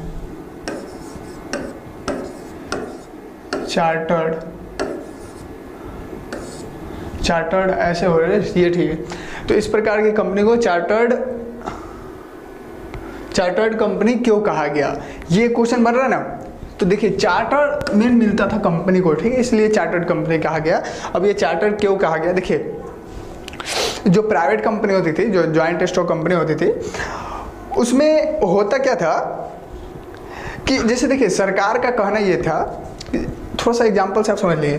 जैसे मान लीजिए ये ब्रिटेन है, ठीक है, ये ब्रिटेन है, ये एक देश है, फिर अब ये भारत है। यहाँ पर मान लेते हैं, एग्जांपल समझा रहे बस, ठीक है, यहाँ पर व्यापार करना है, ठीक है। तो यहाँ की वस्तुओं का डिमांड ब्रिटेन में खूब है, ब्रिटेन में ही नहीं पूरे यूरोप में है, यूरोप के कई सारे देश हैं, सभी जगह है। तो यहाँ की वस्तुओं की डिमांड पूरे यूरोप में है, सभी जगह है, ठीक है। अब ब्रिटेन में मान लेते हैं कि 10 कंपनी है, ठीक है, 10 कंपनी ब्रिटेन में स्थापित हो गया। अब ब्रिटेन का सरकार ये कह रहा है कि भाई 10 कंपनी जब भारत में जाएगा, 10 कंपनी भारत में जाकर के व्यापार करेगा, तो 10 कंपनी एक ही वस्तु को लेकर के आएंगे, क्योंकि उसी वस्तु का डिमांड यूरोप में है। काली मिर्च लेकर के आएंगे, मिर्च मसाला, फिर वस्त्र, सूती वस्त्र, कपास वगैरह यही सब लेकर के आएंगे। तो यहाँ से एक ही वस्तु को लेकर के आएंगे और वो भी सारे हमारे देश के कंपनी, हमारे देश के 10 कंपनी लेकर के आएंगे। तो वो 10 कंपनी क्या करेगा, यहाँ पर जो वस्तुओं का डिमांड है वो डिमांड के अनुसार तो सप्लाई कर देगा। हो सकता है सप्लाई ज़्यादा ही हो जाए, एक कंपनी उधर से लेकर के आएगा एक उत्पाद, तो हो सकता है जिसे मान लेते एक कंपनी है और वो एक ही कंपनी यहाँ से उत्पाद लेकर के आ रहा है, तो इस कंपनी का तो वैल्यू बढ़ेगा ना, क्योंकि ये मन चाहे मूल्य पर उस वस्तुओं को यहाँ बेच सकता है। लेकिन जब 10 कंपनी आएगा तो आपस में प्रतिस्पर्धा होगा, आपस में कंपटीशन होगा। तो जब कंपटीशन होगा आपस में, तो क्या होगा, आपस में कंपटीशन मुनाफे को बाधित करती है, मुनाफे को सीमित कर देती है। जाहिर सी बात है, 10 कंपनी लाया, सब एक ही कपड़ा को लेकर के आए, रेशम के कपड़ा, ठीक है। अब 10 कंपनी रेशम का कपड़ा चाहेगा कि हम अब बेच दें, तो जब बेचना चाहेगा तो जाहिर सी बात है कंपटीशन होगा, कंपटीशन होगा तो लोग अपना वैल्यू गिराएंगे, ठीक है। जब सप्लाई ज़्यादा है तो वैल्यू तो कम हो जाएगा ना, तो वैल्यू कम हो गया तो क्या हो गया, मुनाफा सीमित हो जाएगा। तब यहाँ की सरकार ने कहा कि भाई हम एक ही कंपनी को यहाँ से व्यापार करने के लिए ऑर्डर देंगे, इस एरिया से। फिर इस एरिया में यदि कोई कंपनी है इस एरिया में, तो यहाँ से भी व्यापार करने के लिए सिर्फ एक कंपनी जाएगा, इस एरिया में सिर्फ एक कंपनी जाएगा, इस एरिया में भी एक कंपनी जाएगा। यानी इसका कहने का मतलब, इस सरकार का कहने का मतलब ये हुआ कि हम किसी एक क्षेत्र में एक ही कंपनी को भेजेंगे अपने देश का, ताकि वहाँ से लेकर के आएगा तो उस वस्तु का जो है यहाँ पर सप्लाई ज़्यादा नहीं होगा, जिसकी वजह से मुनाफा हम ज़्यादा कमाएंगे। सप्लाई कम होगा तो वैल्यू ज़्यादा हो जाएगा वस्तुओं का, वस्तु का मूल्य ज़्यादा होगा तो जाहिर सी बात है मुनाफा ज़्यादा होगा। तो इसलिए सरकार जो है किसी खास कंपनी को किसी खास एरिया में व्यापार करने के लिए एक चार्टर तैयार करती थी, और वही चार्टर उस कंपनी को देती थी। उसको कहते थे मोनोपोली, यानी कि एकाधिकार देती थी, ठीक है। क्या कहती थी, एकाधिकार।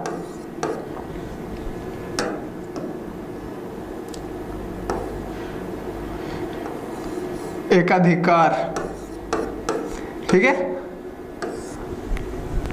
देखिए ध्यान समझिए, यहाँ की सरकार बोली कि हम किसी खास कंपनी को किसी खास एरिया में व्यापार करने के लिए एकाधिकार देते हैं, इसी को बोला गया चार्टर, ठीक है। चार्टर देते हैं, चार्टर एक तैयार करके दे दिया जाता था। इसी की वजह से उस कंपनी का नाम चार्टर्ड कंपनी कहा गया है, ठीक है। इसी चार्टर के द्वारा वो कंपनी को, जिस कंपनी को दिया गया उसको चार्टर्ड कंपनी कहा गया। तो आपको एग्जांपल बता दें तो ब्रिटिश ईस्ट इंडिया कंपनी जो था उसको ब्रिटेन में एक चार्टर मिला था एलिजाबेथ के द्वारा, उस समय महारानी थी ना, तो वो चार्टर मिला, और वो चार्टर में ये मिला कि आपको पूर्व के देशों के साथ व्यापार करना है, आपका एकाधिकार है उधर, और दूसरा कंपनी ब्रिटेन का नहीं जाएगा, इंग्लैंड का दूसरा कंपनी उधर पूर्व के देशों में आपके एरिया में नहीं जाएगा, आपको एकाधिकार मिलता है, आपको चार्टर मिलता है। इसलिए ब्रिटिश ईस्ट इंडिया कंपनी को चार्टर्ड कंपनी कहा गया है। समझ में आ गया बात, क्लियर है। चलिए नेक्स्ट क्वेश्चन हम लोग समझते हैं, मतलब नेक्स्ट टॉपिक की बात करते हैं। देखिए नेक्स्ट टॉपिक क्या होगा कि चलो भाई मान लो कि चार्टर तो मिल गया, तो कंपटीशन से आप बाहर हो गए, तो आप मुनाफा ज़्यादा कमाओगे, इसी वजह से ना आपको ऐसा किया गया है। चलो ठीक है, तो यहाँ पर एक क्वेश्चन दिमाग में ये आ रहा है कि क्या सरकारी चार्टर संबंधी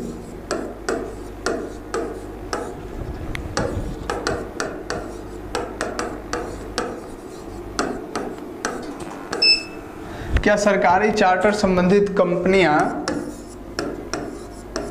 या कंपनियां ही लिखते हैं, कंपनियां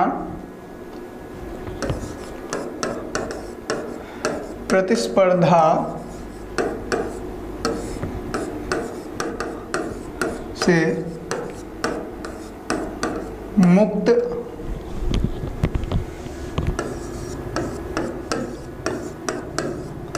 होने में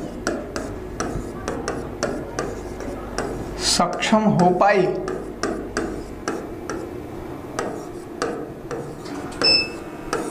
देखिए, क्या सरकारी चार्टर संबंधी कंपनियां प्रतिस्पर्धा से मुक्त होने में सक्षम हो पाई है? इसका कहने का मतलब यह है कि जिस कंपनी को सरकार के द्वारा चार्टर मिल गया वो अब कंपटीशन से बाहर हो गया क्या? वो सिर्फ वही कंपनी जो है मुनाफा कमा सकता है क्या? ये क्वेश्चन बना।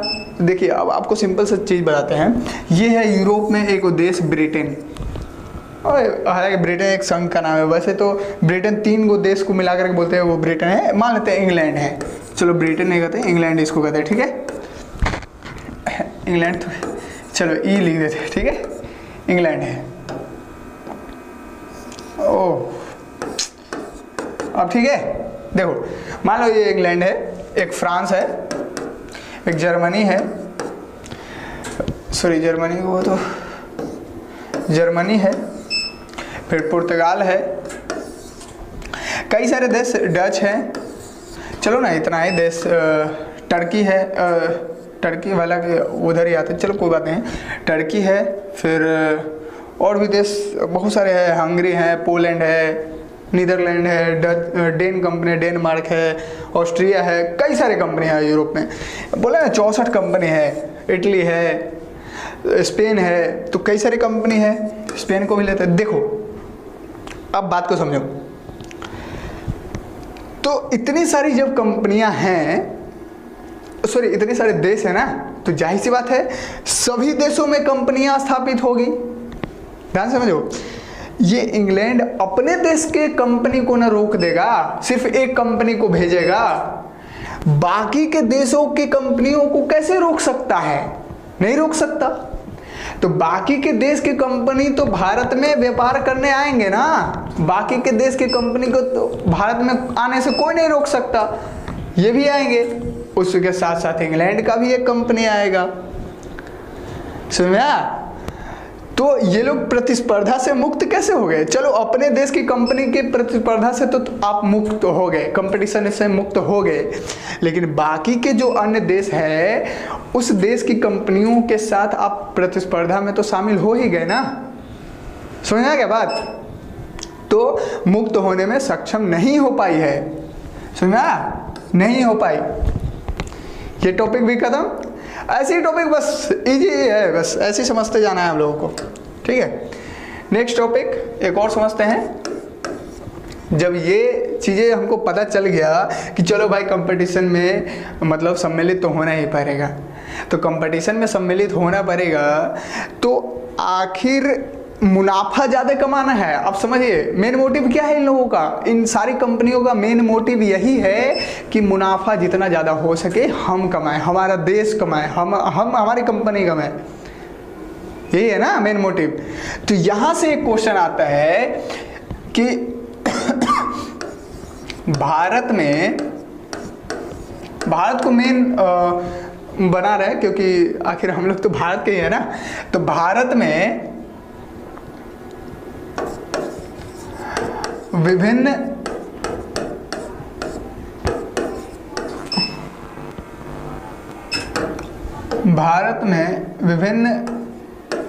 कंपनियों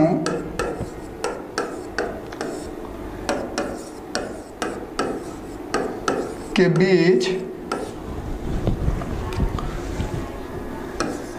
संघर्ष के क्या कारण थे? भारत में विभिन्न कंपनियों के बीच संघर्ष के क्या कारण थे? और इसी में एक और क्वेश्चन ऐड करते हैं, फिर ये कंपनियां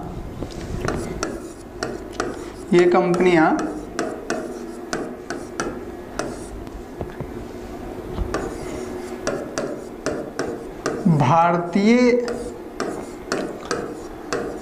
राज्यों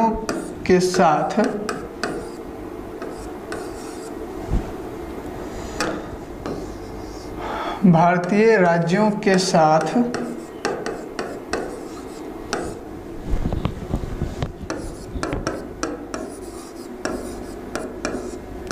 संघर्ष में क्यों उलझ गई?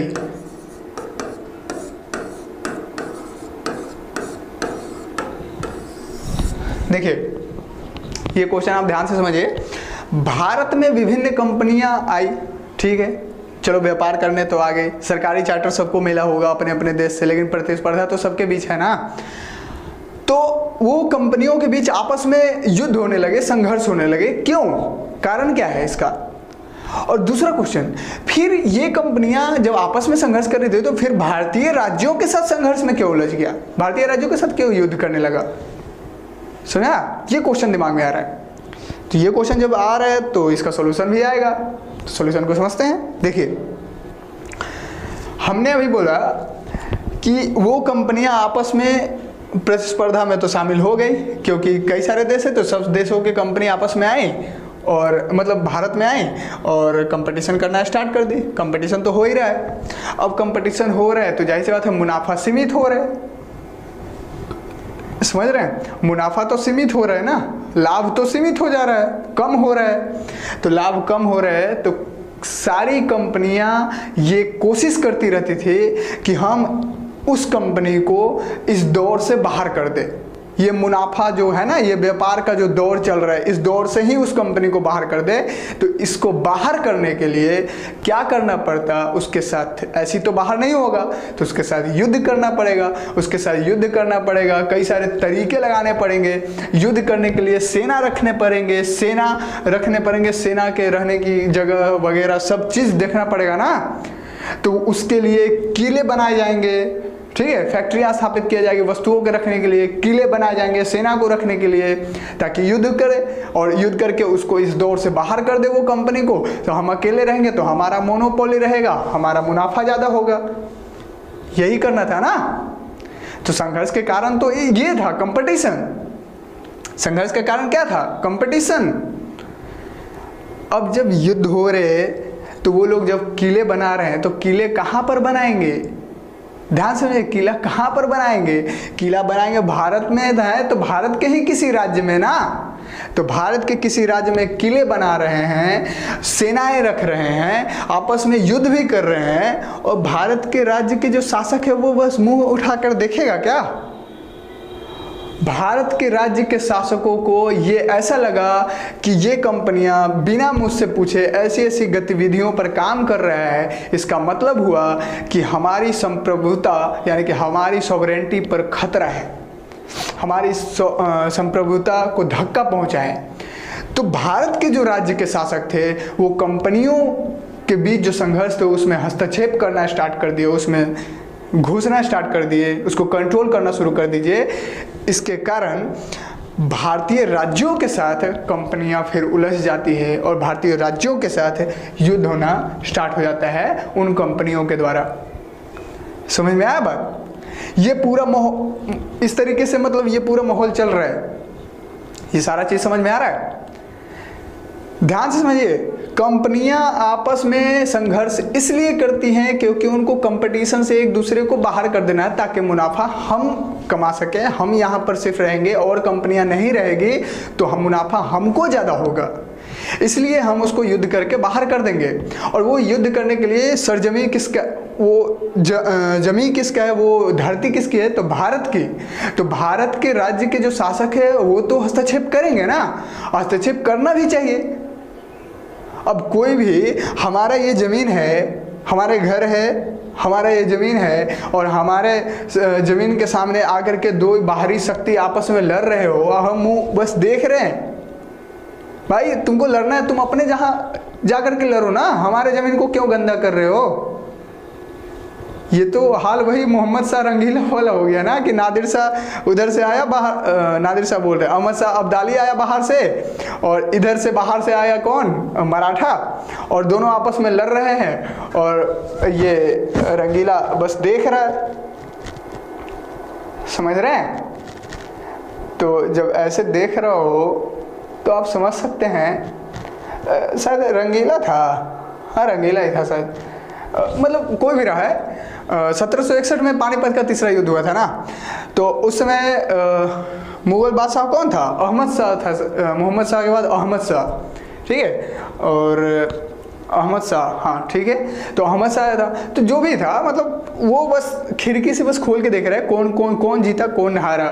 भाई जा करके हस्तक्षेप करो, ये तो करना भी चाहिए। हमारे जमीन पर क्यों लड़ेगा तुम, आ करके अपने जहाँ जा करके लड़ो, वहीं से कंपटीशन करके आओ, फिर व्यापार करो यहाँ। लेकिन यहाँ पर तो हम लोग भी अपने फ़ायदे में देख रहे हैं ना, यहाँ पर भी हमारा भी फ़ायदा, हमारे राज्यों के शासक भी देख रहे थे कि हमारा फ़ायदा, अगर इस कंपनी को हम सपोर्ट करते हैं तो उसको हराएंगे, तो इस कंपनी से हमको भी कुछ नया चीज़ मिलेगा, ऐसा लोभ। ऊपर से ये भी लोभ था कि ढेर सारी कंपनियां आएगी बाहर से हमारे यहाँ, तो व्यापार में कंपटीशन होगा, तो हमारा मूल्य वस्तुओं का बढ़ जाएगा, तो हमारा प्रॉफिट होगा। ये तो शासक का भी, मतलब जो राज्य के शासक थे उनका भी यही प्रॉफिट था, इनका भी ये दिमाग में चल रहा था। तो ऐसे ही चल रहा है। तो भारतीय राज्यों के साथ संघर्ष में क्यों उलझ गया कंपनी, समझ में आ गया। क्योंकि भारतीय राज्य उनके साथ हस्तक्षेप करना स्टार्ट कर दिए, क्योंकि उनको लगा कि हमारी सॉवरेनिटी पर खतरा है, हमारी संप्रभुता को धक्का लगा है। समझ में आ गया बात।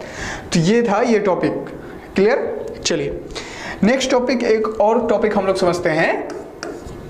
ये टॉपिक क्या है, जिसे इसके साथ एक क्वेश्चन, लास्ट क्वेश्चन है जो दिमाग में चल रहा है कि चलो मान लेते हैं ये सारी चीज़ें हुई, तो ये जो कंपनियों के बीच जो संघर्ष हुआ है ना, तो इसमें दो ही कंपनी है जो आपस में बहुत लंबे समय तक संघर्ष किया है, हर जगह संघर्ष किया है। एक है फ्रांस की कंपनी, एक है ब्रिटिश कंपनी। तो यही दो कंपनी आपस में इतने लंबे समय तक क्यों टिक पाई, इतने लंबे समय तक क्यों संघर्ष करती रही, इसका कारण क्या है। और दूसरा, कर्नाटक के युद्ध के कारण क्या है। कर्नाटक के युद्ध के बारे में आपने सुना होगा, तो कर्नाटक के युद्ध के कारण क्या है। देखिए यहाँ पर क्वेश्चन हम लोग बनाते हैं कि भारत पर नियंत्रण के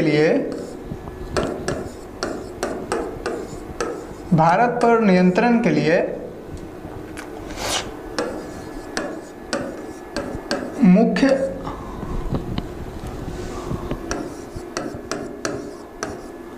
प्रतिस्पर्धा,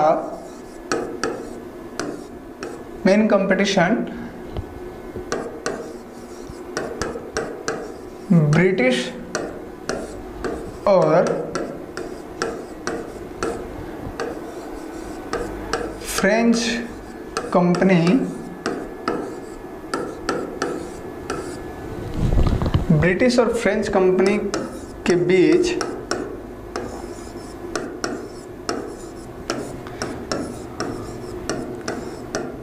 क्यों हुई।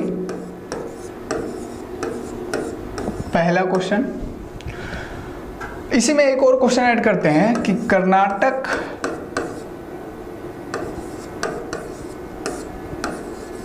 युद्ध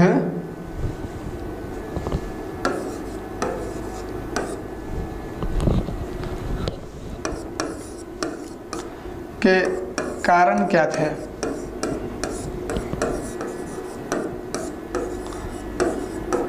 देखिए ये जो कर्नाटक है ना, तो हालांकि कर्नाटक नहीं, कर्नाटिक इसको कहते हैं, ठीक है, कर्नाटिक, ठीक है, कर्नाटक नहीं होता। कर्नाटक जैसे देखिए थोड़ा सा आपको हम बताते हैं मैप पे। देखिए ये जो भारत है ना, तो अभी आप कर्नाटक यहाँ पर देखते होंगे ना, इस वाले इलाके में। उस समय कर्नाटक अभी तो कर्नाटक यहाँ है, ये केरल कर्नाटक ऐसे ऐड है ना कि ये केरल है, ये कर्नाटक है। तो देखिए ये कर्नाटक यहाँ वाला नहीं है, ये कर्नाटक है, कर्नाटक, ठीक है। ये हैदराबाद का जो इलाका था ना, तो हैदराबाद ये पूरा इलाका था, ठीक है। तो हैदराबाद से जो हम बोले थे ना कि मुगल साम्राज्य से हैदराबाद को स्वतंत्र करा लिया था, हमने पिछली क्लास में जो बताया था कि हैदराबाद स्वतंत्र राज्य बना, वो निजाम उल मुल्क के द्वारा उसको स्वतंत्र कर लिया गया। तो कर्नाटक, ये जो कर्नाटक है ये यहाँ पर था, ये वाला इलाका जो है ना ये कर्नाटक का है, ठीक है। ये वाला इलाका कर्नाटक का था उस समय। तो इसी को सदातुल्ला खान नाम था उसका, उसने आज़ाद करवाया था हैदराबाद से। सदातुल्ला खान जो था, सदातुल्ला खान, वही कर्नाटक को हैदराबाद से आज़ाद करवा लिया था, एक अलग राज्य कर्नाटक स्थापित किया था, ठीक है। सदातुल्ला खान के द्वारा हुआ था। तो यहीं पर ये वाला कर्नाटक नहीं, ये वाला कर्नाटक, यहीं पर युद्ध हुआ था, ठीक है। उसी की बात यहाँ पर कर रहे हैं, तो कर्नाटक युद्ध की बात है, ठीक है। चलिए, यदि आप पिछला वाला क्लास देखे होंगे तो शायद आपको दिक्कत नहीं होने वाला। हम तो कहेंगे ही कि आप मतलब वीडियो देखें, क्लास देखें, क्योंकि देखिए ये मतलब एक बार आप अच्छी तरीके से पूरा पढ़ लिए ना, तो हिस्ट्री का इतना बेहतर नॉलेज होगा आपके पास कि मतलब आपको खुद मतलब एहसास होगा कि नहीं, हमारे अंदर भी कुछ नॉलेज है, हम भी कुछ मतलब अच्छी जानते हैं, अच्छी तरीके से जानते हैं हिस्ट्री को, समझते हैं इतिहास को। फिर उसका उपयोग आप अपने भविष्य सुधारने के लिए कर सकते हैं, ठीक है। तो देखिए अब हम समझते हैं कि भारत पर नियंत्रण के लिए मुख्य प्रतिस्पर्धा, मुख्य मेन कंपटीशन ब्रिटिश और फ्रेंच कंपनी के बीच क्यों होता है। तो देखिए सबसे सिंपल चीज़ आपको बताते हैं हम, एक चीज़ आपको बताते हैं। देखिए फ्रांस और ब्रिटेन के बीच जो है ना कंपटीशन, ये सिर्फ भारत में नहीं हुआ है, भारत पर नियंत्रण करने के लिए नहीं हुआ है, इसको हम कनेक्ट करते हैं अन्य दुनिया से। देखिए अमेरिका में कनेक्शन, आप देखिए अमेरिका पर भी नियंत्रण के लिए ब्रिटिश और फ्रेंच के बीच लंबे समय तक कंपटीशन हुआ।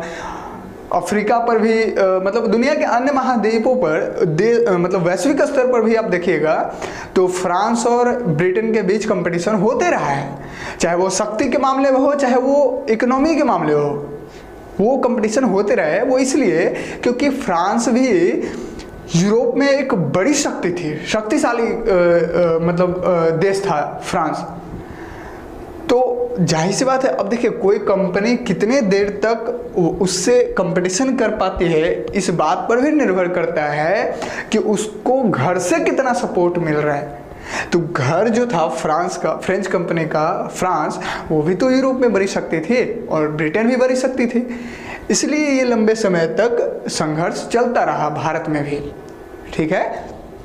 लेकिन आगे चल करके ब्रिटिश ईस्ट इंडिया कंपनी आगे चल जाता है और फ्रेंच कंपनी पीछे ही रह जाती है, ठीक है। इसके भी कई सारे कारण हैं, ठीक है। कारण तो आप यहाँ पर देख ही सकते हैं। कारण है एक जो अभी हमने बताया, मतलब अभी क्या बताया, हाँ शायद जॉइंट स्टॉक कंपनी के साथ बताया था हमने कि ब्रिटिश ईस्ट इंडिया कंपनी का जो शेयर होल्डर्स थे वो सरकार के भी कुछ लोग थे, और व्यापारी तो 80 व्यापारी मिलकर के उसका मतलब ये किए थे, तो वो डूबने का तो नाम ही नहीं था उस कंपनी का, सपोर्ट इतना ज़्यादा था। और फ्रेंच ईस्ट इंडिया कंपनी बस गवर्नमेंट का, उसमें कोई निजी व्यक्ति था नहीं, तो गवर्नमेंट का काम तो आप जान ही रहे हैं कैसा होता है। तो उसी तरीके से अब पीछे रह गया, लेकिन कोई बात नहीं, संघर्ष बहुत ज़्यादा अच्छा किया था फ्रांस। नेक्स्ट क्वेश्चन इसमें दिख रहा है कि कर्नाटक युद्ध के कारण क्या थे। देखिए इसके 2-3 कारण आपको हम बताते हैं। देखिए पहला कारण तो ये है कि ये जो भारत के जो दक्षिण वाले जो इलाके हैं, ये दक्षिण वाला जो कोस्टल एरिया है, समुद्री तट वाला इलाका, तटीय क्षेत्र, उस पर व्यापार पर अपना कंट्रोल हो, व्यापार पर हम नियंत्रण करें। तो ये ब्रिटिश और फ्रांस के बीच इस मामले को लेकर के कर्नाटक में युद्ध हुए थे।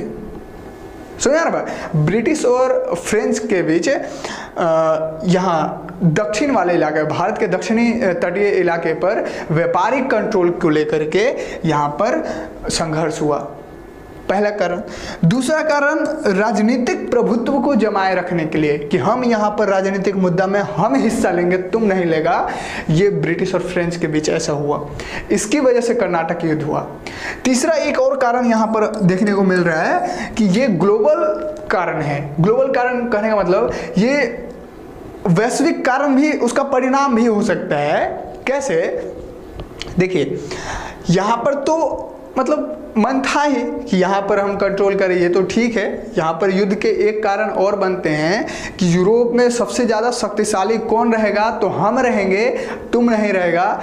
इसके लिए अगर मान लो कि फ्रांस अगर भारत में हार जाएगा तो यूरोप में तो उसको नीचा दिखाया जाएगा ना, उसके अपने घर में। अगर ब्रिटेन हार जाता है तो ब्रिटेन को नीचा दिखाया जाएगा।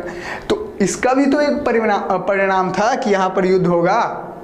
इसका भी तो एक परिणाम था कि हम यूरोप में शक्तिशाली दिखना चाहते हैं, यूरोप में हम शक्तिशाली रहना चाहते हैं, हमारा आर्थिक स्थिति शक्तिशाली होगा, इसलिए हम तुमसे कहीं पर नहीं झुकेंगे। तो कर्नाटक में क्यों? तो कर्नाटक में आपसे युद्ध करेंगे, अगर मन है तो हराओ। इस तरीके से भी तो ये सारे कारण हैं कर्नाटक युद्ध के। वैसे कर्नाटक युद्ध को ज़्यादा महत्व इसलिए नहीं दे रहे हैं क्योंकि देखिए इसमें कोई खास बड़ा इवेंट नहीं हुआ है। हालांकि इसको भी हम थोड़ी बहुत मात्रा में समझने की कोशिश करेंगे, वो नेक्स्ट क्लास में, ठीक है। बस इतना, ये सब बेसिक जानकारी था खास करके यूरोपियन कंपनियों के बारे में।